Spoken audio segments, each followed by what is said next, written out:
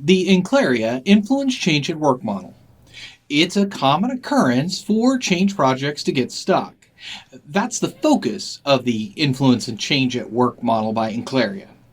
It's not a sequential model like some of the other change models, but is instead a set of 5 factors that lead to change management success. The model. The model is reminiscent of Kurt Levine's work on force fields and the need to align the forces so that they propel forward the motion rather than allowing conflicting forces to stall progress. The model has 5 components: clarifying the change, reducing resistance, leveraging leadership, building structural influence, and applying personal influence. Clarify the change. It all starts with clarifying the change so that everyone knows what's expected. This means clearly assessing the current reality and creating a clear vision of the future state. Knowing the current state and the desired future clearly allows you to articulate the gap between the two and therefore the change that must be accomplished. Tools like SWOT, PESTLE, and others can be used to assess the current situation. These tools focus everyone on the things about the current situation which aren't desirable, either because of a limitation or because there's an opportunity that's not being leveraged. With the current state analysis in hand, the envisioning process can begin. It looks for potential solutions to the undesirable state and then evaluates those solutions to select the solution that leads to the best implementation. The change then becomes implementing the solutions that have been selected. Reducing resistance. Bridges transition model focuses on managing the process of loss so that people are less resistant to change.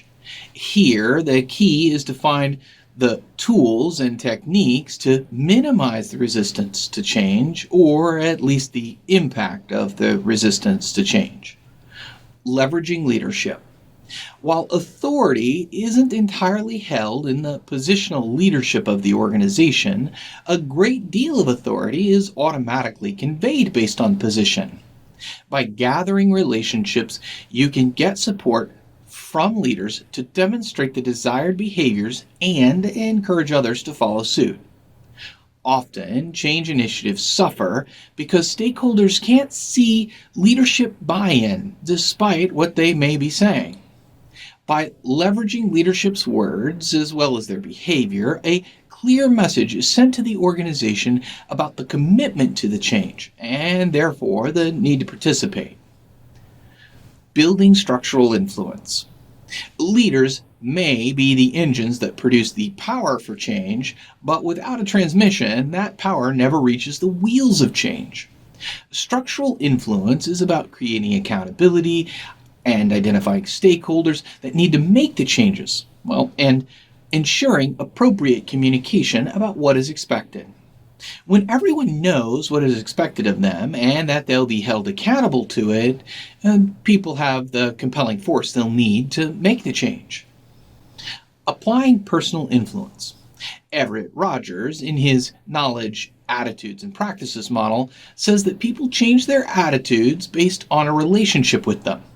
Applying your personal influence is about identifying the ways that you can build and leverage relationships to get others to change their attitudes about the change and ultimately make personal decisions to support the model through their actions. Application. The influence at work model is one that may be best applied in conjunction with other models that are more process-focused. While it addresses both the motivation of employees and ensuring compliance, it doesn't specifically speak to anchoring, reinforcing, or refreezing the new behaviors in the organization.